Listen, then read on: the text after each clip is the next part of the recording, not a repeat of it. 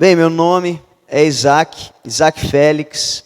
Para mim é uma alegria estar aqui com vocês. Eu vim lá de São Paulo, vim com a minha esposa, Kristen Félix, que está ali, e vim com a minha filha Sara, que está ali na barriga da Kristen ainda, está quase saindo, para a glória de Deus. Vai ser uma princesa de Deus para as nações. E eu venho do Movimento Dunamis. Alguém aqui conhece o Movimento Dunamis em São Paulo? Ah, bastante gente. Eu venho debaixo da liderança do pastor Tel Hayashi. Mando um grande abraço para vocês. E eu não podia continuar essa noite sem honrar a liderança dessa casa. Queria agradecer ao pastor Nonato por abrir as portas e me receber juntamente com a minha esposa aqui. Pastor Gian, que abriu as portas da casa dele para a gente. Pastor Jefferson, que me chamou tanto de pastor esses últimos dias que eu quase fui ordenado, de tantos áudios que ele me chamou de pastor esses dias. E eu queria que você desse uma forte salva de palmas para a liderança que você tem nessa casa. Uma liderança de Deus, homens de Deus, homens que Deus levantou para esse tempo.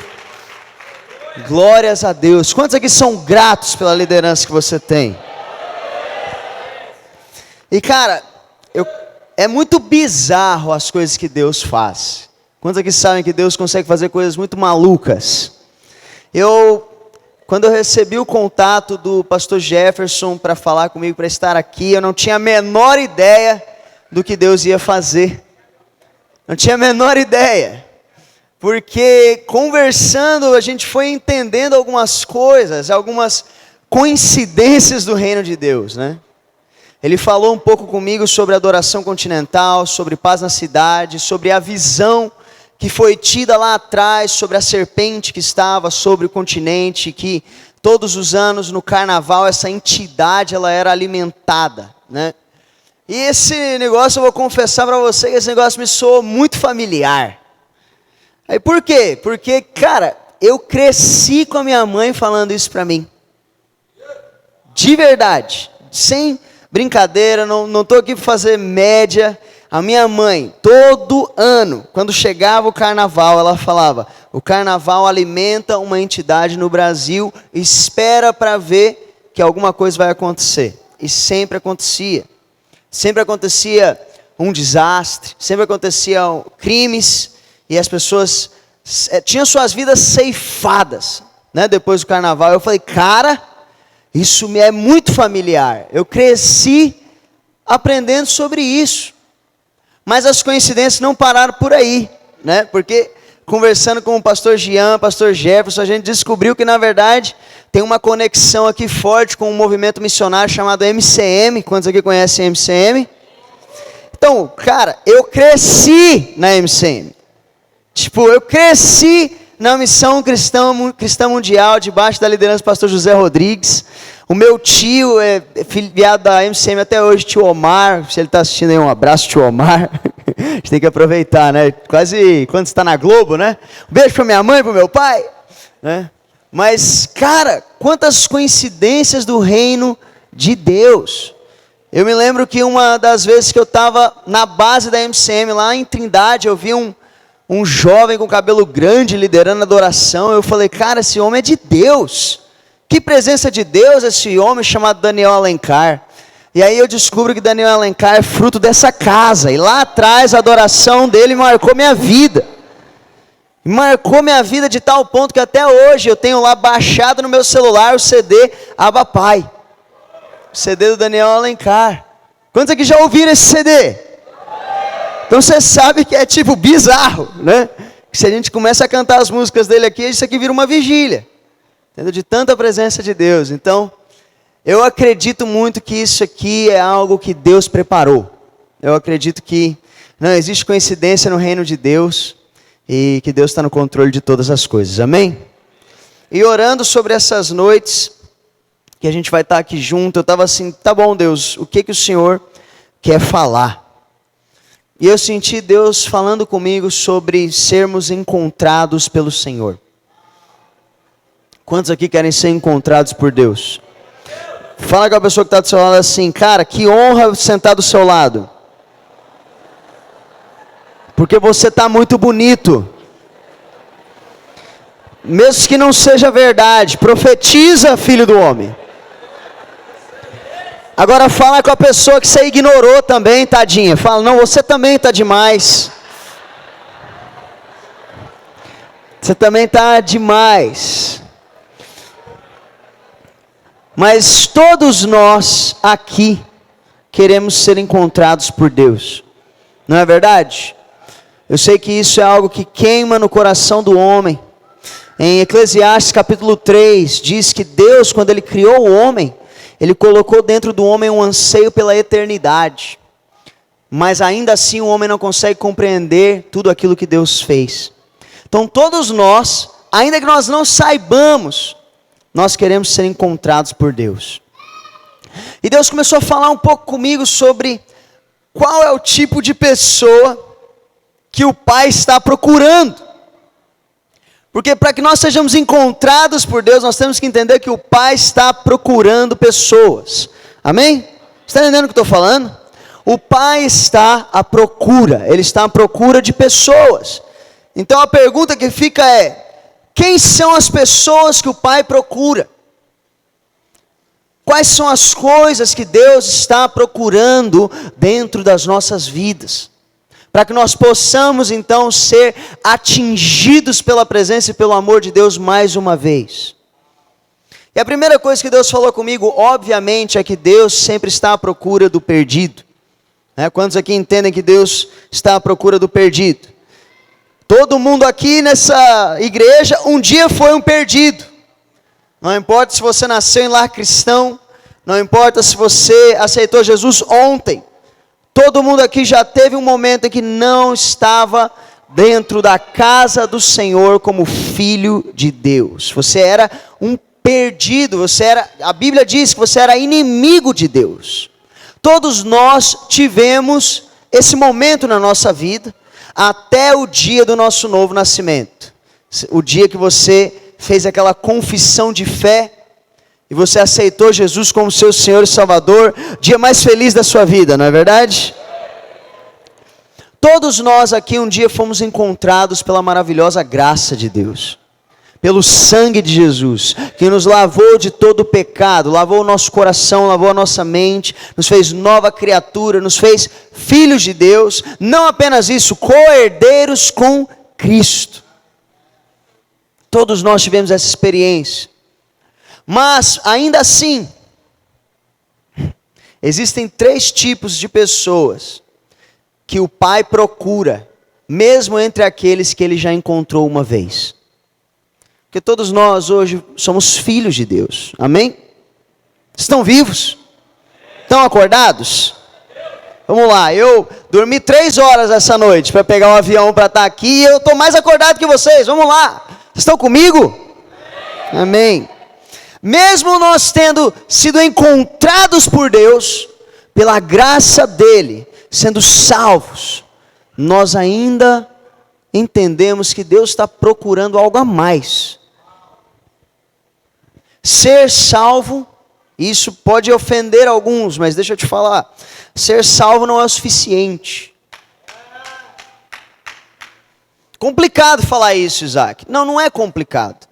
É porque muitas vezes nós aprendemos o Evangelho da forma errada. Deixa eu te explicar uma coisa. No Evangelho, muitas vezes nós aprendemos que a salvação é a linha de chegada. Amém? É a linha de chegada. Você precisa dar o seu jeito, correr para conseguir ser salvo. E uma vez que você é salvo, o que você faz? Agora você senta na igreja e espera Jesus voltar.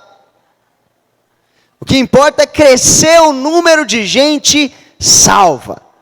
Lotar as nossas igrejas. Quando na verdade, o que o Evangelho nos ensina é que a salvação não é a linha de chegada. A salvação é o ponto de partida. Está entendendo? Vou repetir isso aqui que parece que teve alguém que não entendeu. A salvação não é a tua linha de chegada. A salvação é a tua linha de partida. Quando você é salvo, você começa uma nova vida. É só o começo. Está entendendo? No dia que você fez a oração, o dia que você aceitou Jesus como seu Senhor e Salvador, você foi salvo, o maior dos milagres. Mas é aí que começa. É agora que o jogo começa, porque agora você começa a caminhar com Jesus. Você começa o processo de discipulado, você começa a entender mais as Escrituras, você começa a ser usado por Deus. Aí você está correndo a corrida que te foi proposta. Qual é a linha de chegada? A linha de chegada é o dia que nós tivemos com Jesus, o reino de Deus em sua plenitude. Até lá, você não acabou. Está entendendo? Ser salvo é incrível, mas não é tudo.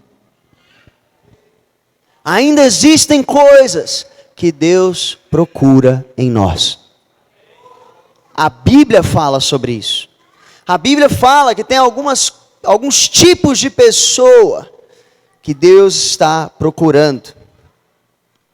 E se você estiver anotando aí, anota comigo. O primeiro tipo de pessoas que Deus está procurando são pessoas fiéis. Fala comigo, fidelidade. Tem alguém com a Bíblia aí? Quem aqui tem Bíblia de papel? Vamos lá. Bíblia de papel, levanta com orgulho, para minha geração poder ver e ficar de cara. Vamos lá, isso aí. Bíblia de papel, galera. Come on. Mas se você está com a tua Bíblia de aplicativo também, você não é menos crente. Entendeu? Então abre comigo em Gênesis, primeiro livro da sua Bíblia.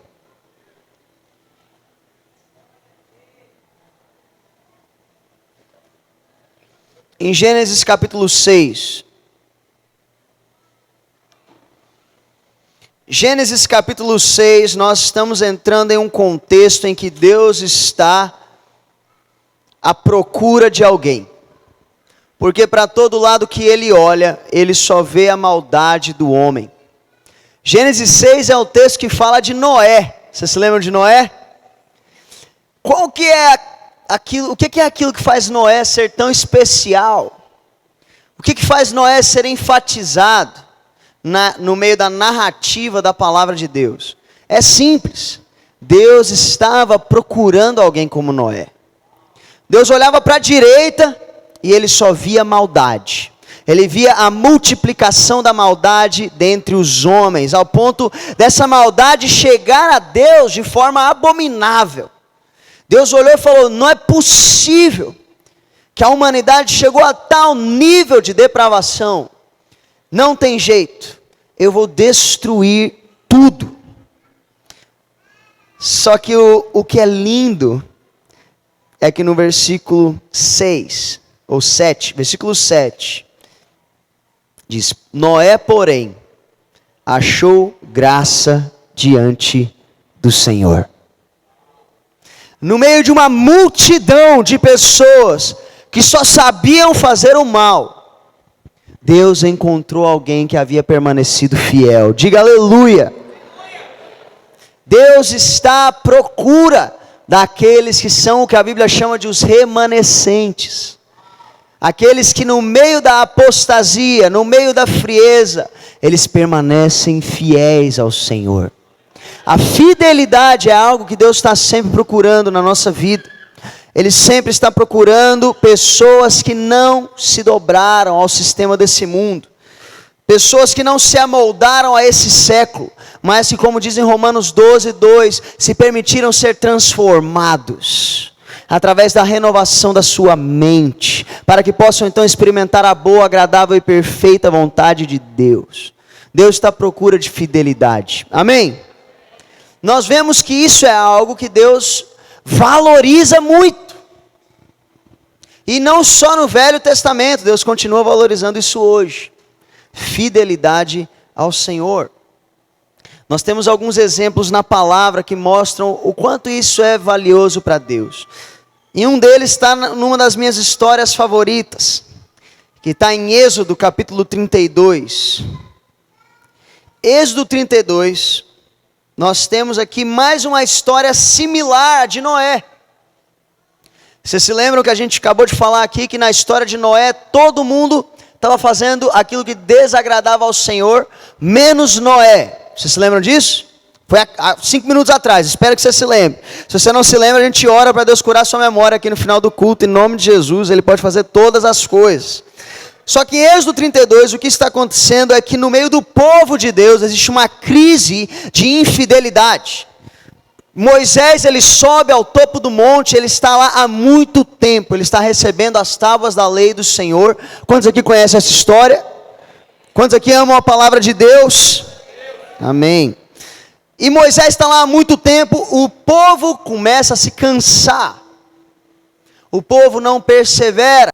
Então o povo chega para Arão, o sacerdote, e fala: faça para nós um ídolo para que nós possamos adorar.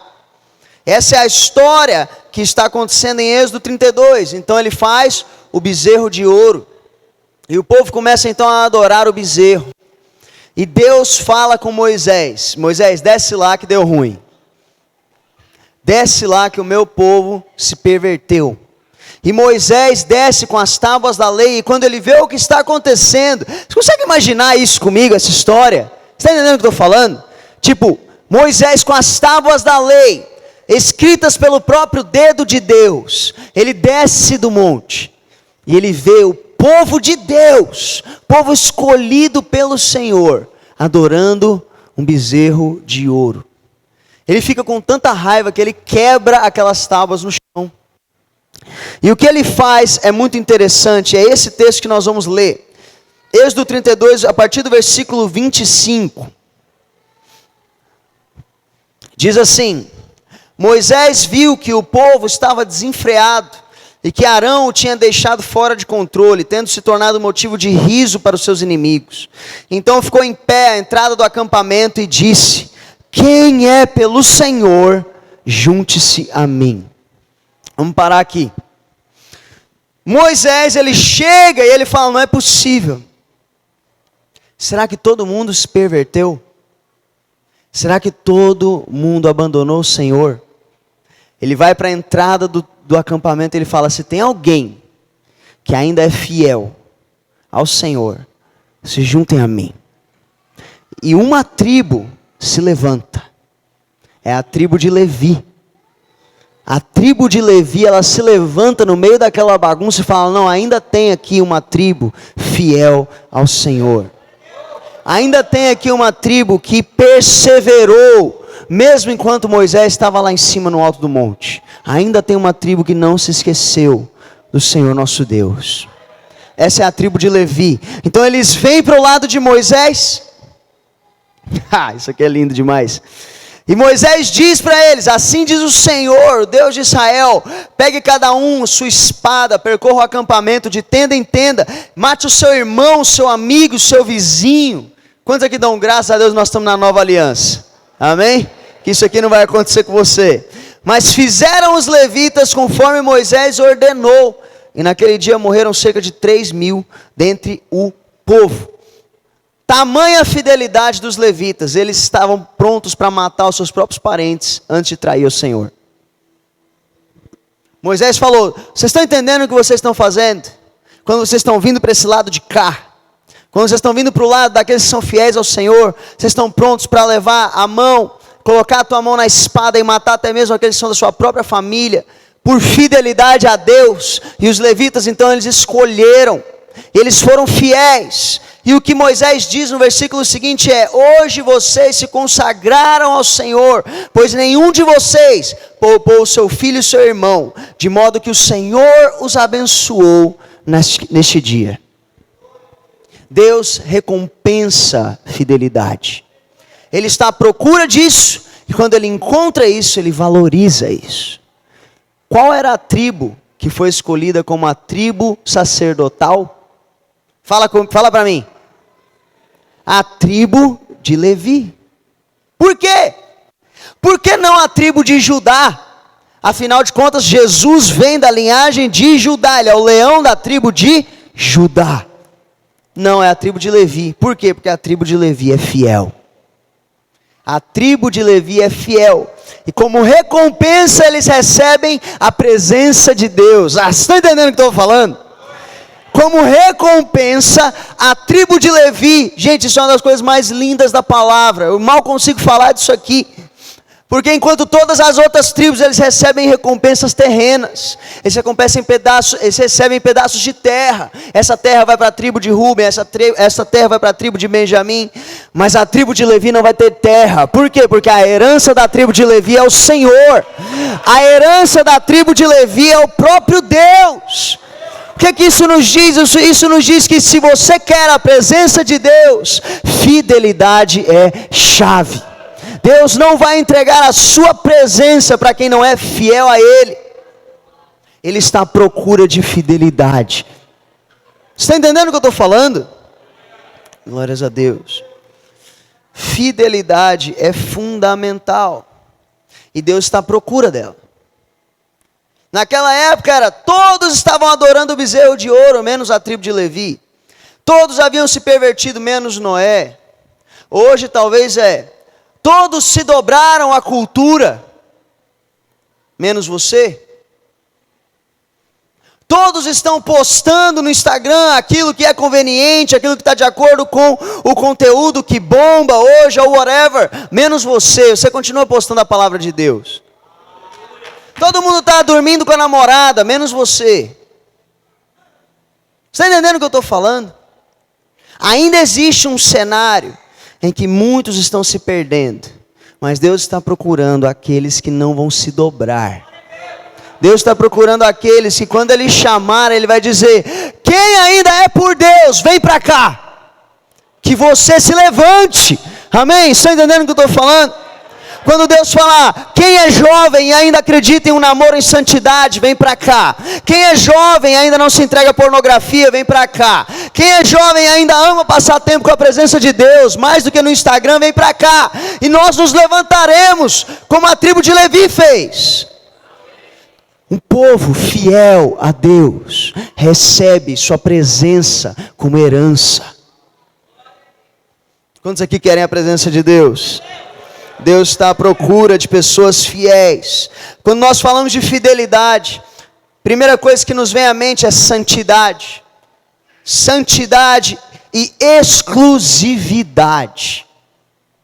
Porque no Velho Testamento era muito interessante. Deus, Ele havia basicamente se casado com o povo de Israel. Ele era o Deus de Israel e eles eram o seu povo. E Ele havia estabelecido com eles uma aliança. Só que Deus, Ele é exclusivista. Deus, Ele não te compartilha com ninguém. Ele não compartilha o teu coração com o dinheiro, Ele não compartilha o seu coração com os prazeres desse mundo, Ele não compartilha o seu coração com ninguém.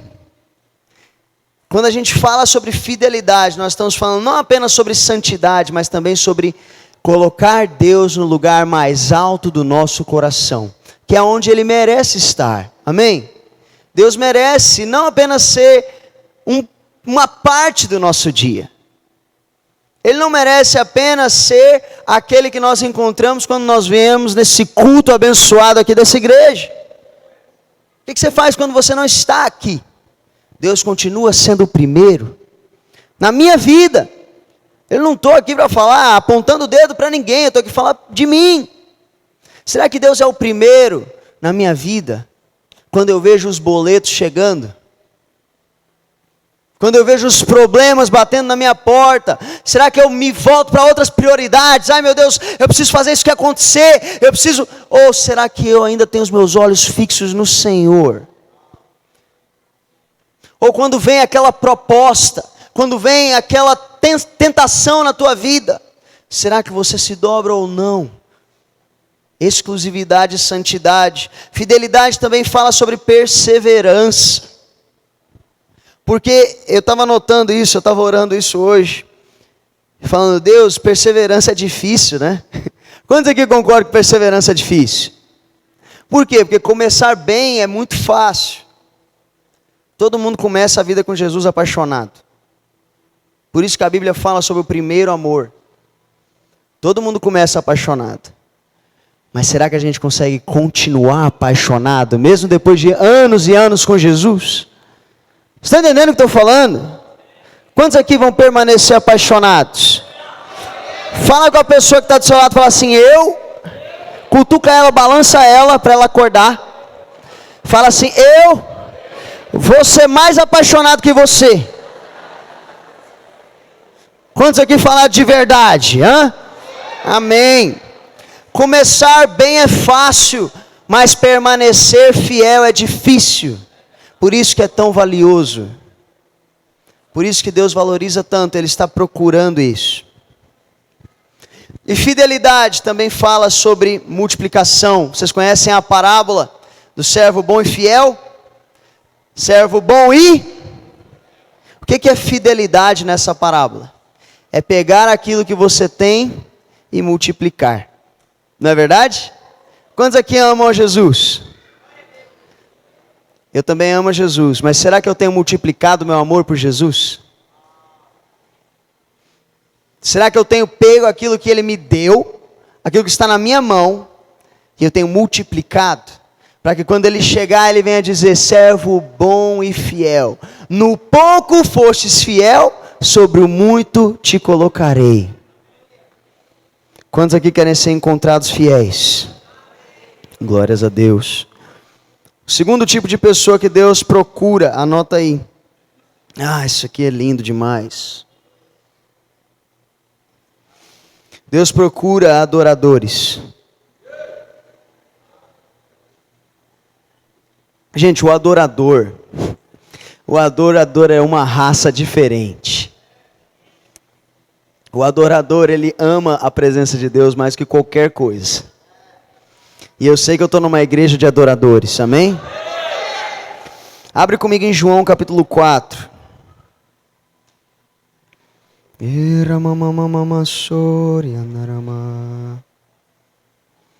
João capítulo 4, versículos 23 e 24.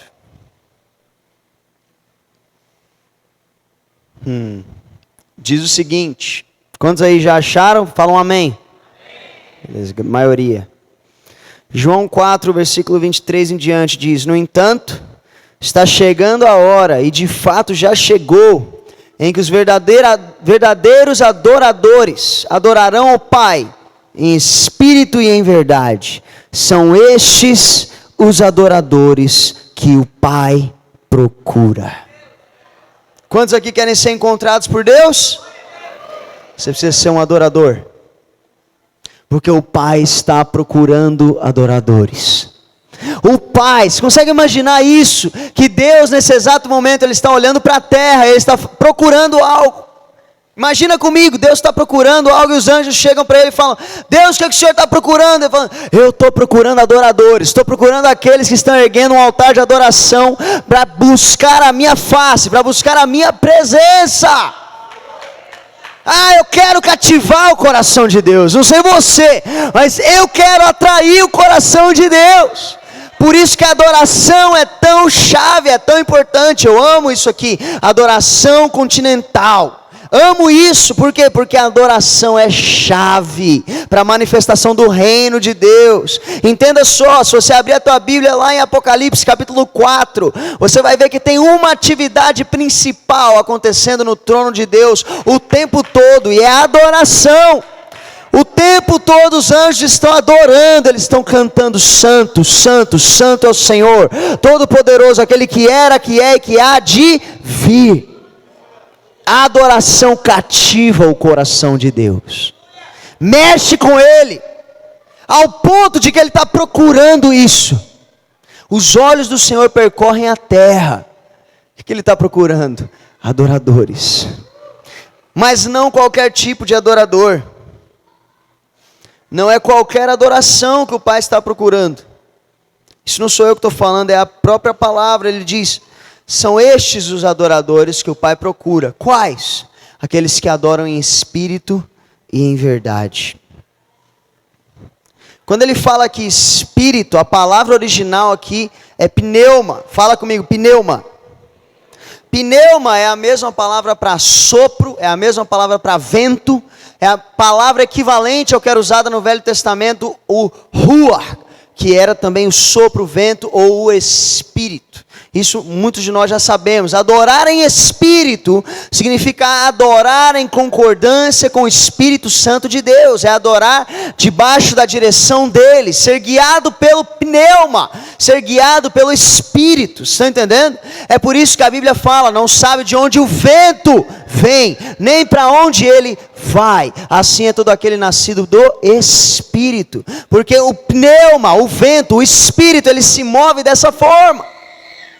Deixa eu te falar uma coisa, isso nem está ali nas minhas anotações, mas não existe fórmula para o mover do Espírito. Não existe método. Você está entendendo? Ah, eu entendi como o Espírito se move. Eu entendi. Não, você não entendeu. Porque o Espírito Santo, você não sabe de onde vem. Você não sabe para onde vai. O que isso diz? Isso diz que cada dia é uma descoberta. Cada dia vocês... Para onde está soprando o vento do Espírito? Para onde está soprando? Hoje eu vou para cá, hoje eu vou para lá. Talvez a canção que você cantou hoje, que era a canção que o Espírito estava soprando, não é a canção de amanhã. Talvez o que você fez hoje não é o que Deus está te pedindo para fazer daqui a 2 horas. Porque não existe método. Se você anseia ser um adorador, que adora em espírito, você precisa aprender a ouvir a voz do Espírito. Seguir o mover do Espírito não é algo que a gente consegue fazer automaticamente. É algo que a gente cultiva através de relacionamento. A gente vai aprendendo, vai ouvindo a voz do Espírito Santo. Você vai tentando. Ah, errei, volta, tenta de novo. Errei de novo, tenta de novo. Até o momento que você se torna íntimo. Você está entendendo o que eu estou falando? Íntimo do Espírito Santo. Ao ponto dele falar, estou vindo para cá. Você fala, sim senhor. Não sei de onde o vento vem, mas eu sei que ele está aqui. Para onde ele está indo? Não sei para onde ele vai. Vou seguindo. Isso é adorar o Senhor em espírito. Amém? Agora, adoração não tem a ver só com música. Entende? Tanto que as palavras usadas na Bíblia para se referir à adoração, elas não estão falando de música. Elas estão falando sobre uma postura do coração.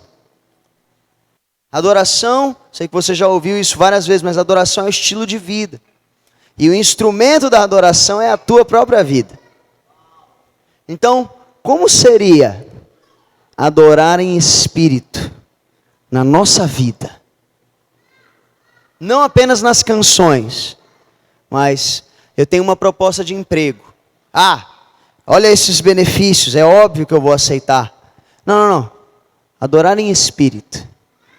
O que o Espírito quer que eu faça? Ah, vocês estão entendendo o que eu estou falando? Vou namorar essa pessoa, vai mesmo? Será que o Espírito Santo está soprando nessa direção? E meu irmão, quando a gente fala de relacionamento, escuta o Espírito, porque casar errado é uma das piores coisas que você pode fazer na tua vida. Eu dou graças a Deus todos os dias pela minha esposa, Kristen, que Deus enviou, ele praticamente empurrou ela na minha direção, falou assim, pelo amor de Deus, casa logo com essa menina, porque ela é de Deus. Quantos querem isso aí na tua vida? Já pega em nome de Jesus, recebe, xerabacatarabaço, já vai dar no vento do Espírito já. Porque você precisa casar para constituir família, mas não vou pregar sobre isso aqui hoje. Mas ele também fala sobre adorar em verdade. Adorar em espírito é viver guiado pelo Espírito, mas adorar em verdade é viver em aletheia. Fala comigo, aletheia. O que é aletheia? Aletheia é a palavra usada aqui para falar sobre adorar em verdade. Sabe qual é o significado de aletheia? É aquilo que é verdade em qualquer circunstância. É a verdade que não muda, independente do que aconteça. A gente tem uma verdade que não muda. Ela está na tua mão aí agora, aberta. Entendeu? Chama a Bíblia. A palavra de Deus, que não muda. A palavra de Deus, a palavra do Deus que é o mesmo ontem, hoje e sempre. Nele não existe sombra de variação. Então, nós vivemos guiados pelo Espírito, mas também vivemos fundamentados na palavra. Você está entendendo o que eu estou falando? Fundamentados na palavra. Porque eu não sou como aquele que construiu a sua casa na areia, veio o vento forte e a derrubou. Não, eu construo a minha casa sobre a rocha. Amém? Fundamentados na palavra fala sobre viver de acordo com os princípios escritos nas Escrituras. E como Deus valoriza as Escrituras. E quando a gente fala sobre ser um adorador, gente, eu não sei vocês, mas eu sempre lembro de Davi. Quantos aqui amam as histórias de Davi? Davi foi um homem segundo o coração de Deus. Esses dias eu estava lendo uma história de Davi que eu não conseguia acreditar. Esse era um homem segundo o coração de Deus. Era. Davi entra com a arca pela cidade. E ele está tão empolgado com a arca da aliança. Estão comigo? Eu sei que tem muita movimentação que acontece, mas presta atenção, o que Deus está falando com você. Davi está entrando pela cidade. E a arca está entrando junto, a presença de Deus. E Davi ama a presença de Deus. Davi é apaixonado por Deus. Então ele tá dançando, e ele está saltitando, e ele está literalmente perdendo a dignidade. Quantos aqui amam perder a dignidade na presença de Deus? Né? Sabe quando você começa a chorar, você tenta segurar, não consegue, aí começa a descer ranho, entendeu? Aí você cai no chão, tipo, aí começa a estribuchar no chão na presença de Deus. Isso é bom, porque aí tua dignidade vai pro ralo, entendeu? É só o Espírito Santo tá te tocando. Mas Davi, então, ele entra adorando, ele entra dançando, e a esposa dele tá vendo do alto, ela não gosta. O nome dela é Mical. E ela olha para ele e fala: Davi, muito bonito, hein? Mano, fala sério, parece que ele está nos anos 2000, né? Muito bonito o rei de Israel, entrou dançando e mostrando as suas vergonhas para as meninas. Aí eu fiquei assim, gente, é o homem segundo o coração de Deus, o que ele vai falar? Eu achei que ele ia falar assim: minha cara esposa, não penses dessa forma, veja o que Deus está fazendo. Não, ele vira e fala assim: entrei dançando mesmo no reino com as pessoas que me escolheram em cima do teu pai. E eu vou te falar mais, eu vou dançar de novo. Esse é Davi, o homem segundo o coração de Deus. Fala sério, você não bota uma pulga atrás da tua orelha, não? Mas ele era esse cara, apaixonado por Deus, pela presença de Deus. Nós sempre lembramos dessas histórias de Davi, nós nos lembramos dos salmos de Davi, no qual ele diz, por exemplo, Salmo 51, cria em mim, ó Deus, um coração puro, renova dentro de mim um espírito inabalável, não me repulses, não me tires da tua presença, nem tires de mim o teu Santo Espírito. Ou seja, Davi adorava em espírito. Davi era cheio do Espírito Santo de Deus, ele era guiado por ele, estão entendendo? Só que Davi, ele não era como muitos de nós às vezes somos, só sabe adorar em espírito, mas não tem a palavra. Ou às vezes muitos de nós têm a palavra, mas não tem o espírito, estão entendendo? Ah não, eu sou das escrituras, não, eu sou do poder de Deus, cheio. Que tal sermos os dois? Adoradores que adoram em espírito e em verdade, em poder e na palavra. Porque Davi, ao mesmo tempo que ele era esse cara que fala: por favor não tire de mim o teu espírito, ele era o mesmo autor que provavelmente escreveu o Salmo 119. Salmo 119, você já leu o Salmo 119? Que ele é tipo gigantesco. Eu sei que quando chega ele no teu plano de leitura bíblico, você até faz o sinal da cruz. Você fala: Deus tem misericórdia. Mas muitos de nós não entendemos o que o Salmo 119 realmente é. Ele é uma ode às Escrituras. Ele é uma homenagem à palavra. Se você pegar 90% dos versículos do Salmo 119 estão falando: como eu amo a tua lei, medito nela dia e noite. Guardei a tua palavra em meu coração para não pecar contra ti. A soma da tua palavra é a verdade, todas as tuas ordenanças são verdadeiras. E tem um motivo para ele ser grande do jeito que ele é, porque o Salmo 119 é uma obra de arte. Não sei se você sabia disso, mas o Salmo 119, ele tem 22 trechos. 22 trechos de 8 versículos. Por quê? Porque o alfabeto hebraico tinha 22 letras. Ele faz um trecho para cada letra. E se você for ler o Salmo 119 em hebraico, o primeiro trecho é o trecho com a letra Aleph, que é a primeira letra do alfabeto hebraico.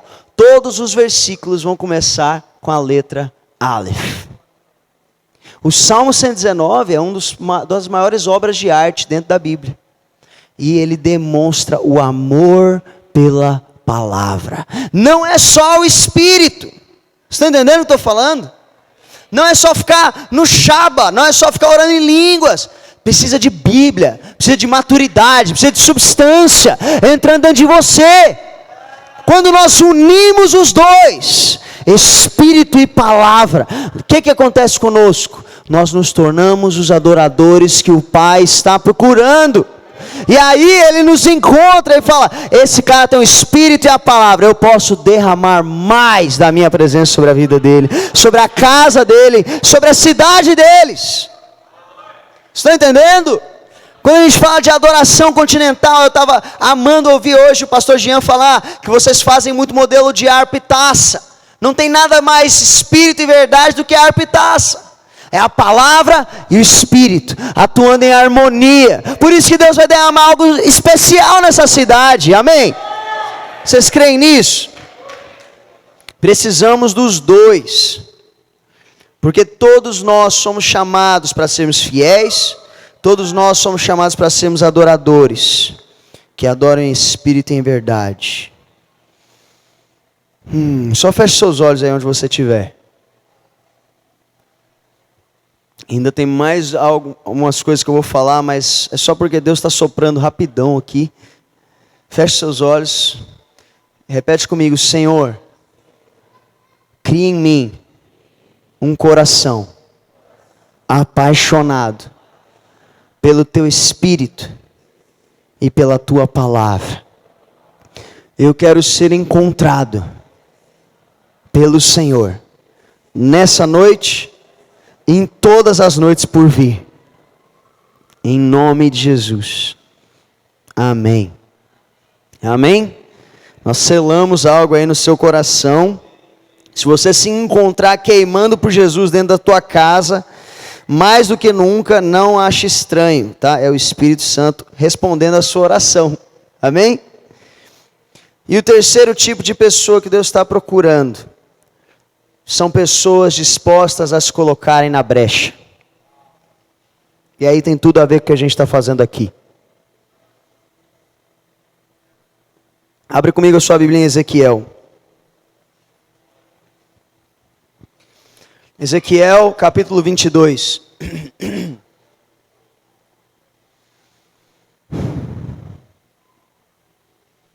Ezequiel 22, Deus está falando sobre o povo de Israel através de Ezequiel. E ele começa a dizer várias coisas que estão acontecendo naquele povo. Estão comigo ainda? Quantos acharam? Ezequiel 22. A partir do versículo 26, diz o seguinte: seus sacerdotes cometem violência contra a minha lei, profanam minhas ofertas, não fazem distinção entre o sagrado e o comum, ou seja, já não tem mais diferença entre certo e errado, aquilo que é santo, aquilo que é profano. Ensinam isso, eles ensinam que não existe diferença entre o puro e o impuro, e fecham os olhos quanto à guarda dos meus sábados, de maneira que eu sou desonrado no meio deles. Seus oficiais são como lobos que despedaçam suas presas, derramam sangue, matam gente para obter ganhos injustos. Seus profetas disfarçam esses feitos, enganando o povo com visões falsas e adivinhações mentirosas. Dizem, assim diz o soberano Senhor, quando o Senhor não falou. O povo da terra pratica extorsão, corrupção, comete roubos, oprime os pobres, os necessitados, maltrata os estrangeiros, negando-lhes justiça. O governo se corrompe e escândalos de corrupção começam a aparecer todos os dias.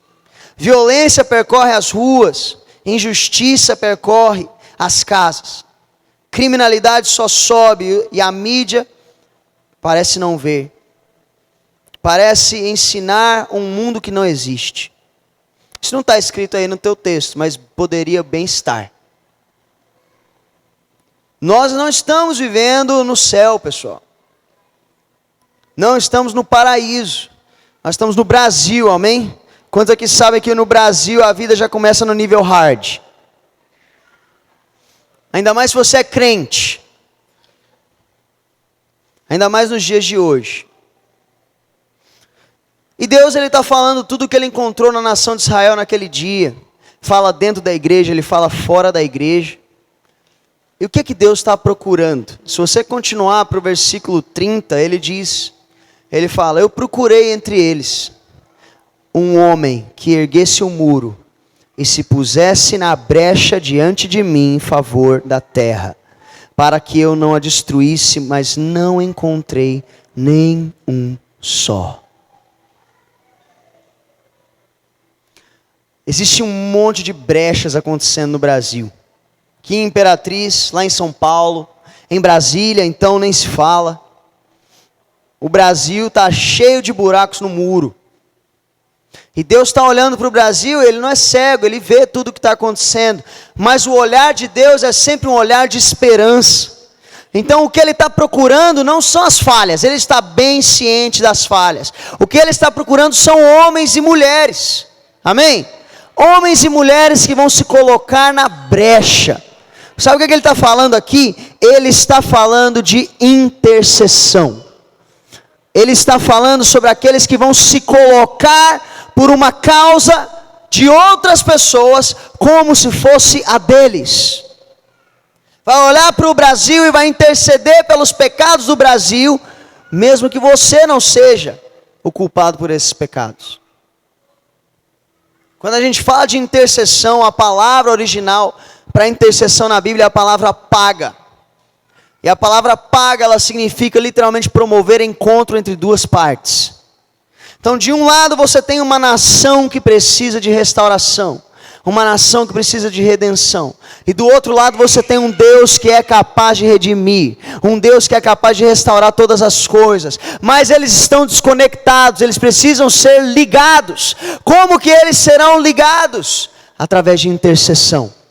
Deus está procurando aqueles que vão se colocar na brecha, aqueles que vão se posicionar no espaço e vão conectar a vontade de Deus com Imperatriz.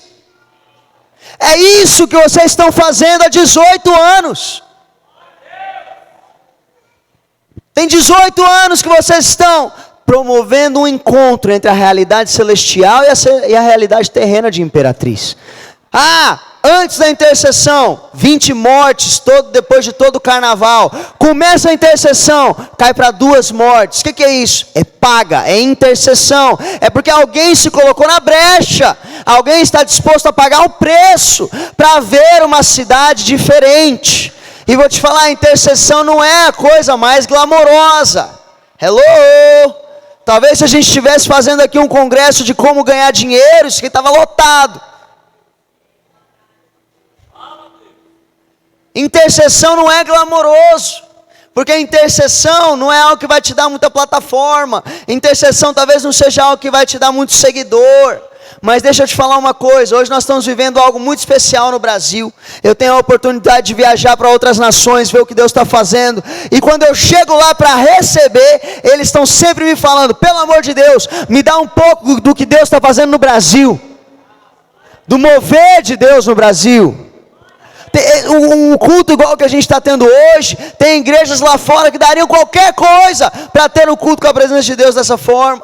Por que você acha que isso está acontecendo? Você acha que é porque Deus ama o Brasil e Ele prefere o Brasil? Não, mas quem sabe a gente pode olhar para trás e ver que havia homens e mulheres de intercessão que pagaram um preço para que o Brasil hoje estivesse colhendo algo. Poxa, vida de Neuza Tioca, Valnice Milhomens, passaram pelas capitais do Brasil fazendo libação de óleo, abrindo os céus da nossa nação. Agora, hoje, quando a gente olha para a igreja, a gente vê todo mundo quer ser o próximo influencer, todo mundo quer ser o próximo pregador. Legal, quem quer ser o próximo intercessor? Quem quer ser aquele que vai se colocar na brecha por um romper na nossa nação? Deus está à procura. É isso que Ele está falando. Eu procurei um homem para se colocar na brecha pelo povo e não encontrei ninguém. Que essa não seja a afirmação de Deus sobre nós. Que quando Ele olha aqui para a Imperatriz, que Ele não encontra intercessores só na vida do pastor Nonato, na vida do pastor Jean, na vida do Jefferson. Não, que Ele encontra um intercessor na tua vida. Você que tem 15 anos está me ouvindo aqui. Porque todos nós fomos chamados para interceder. Por essa muitas vezes a gente não espera.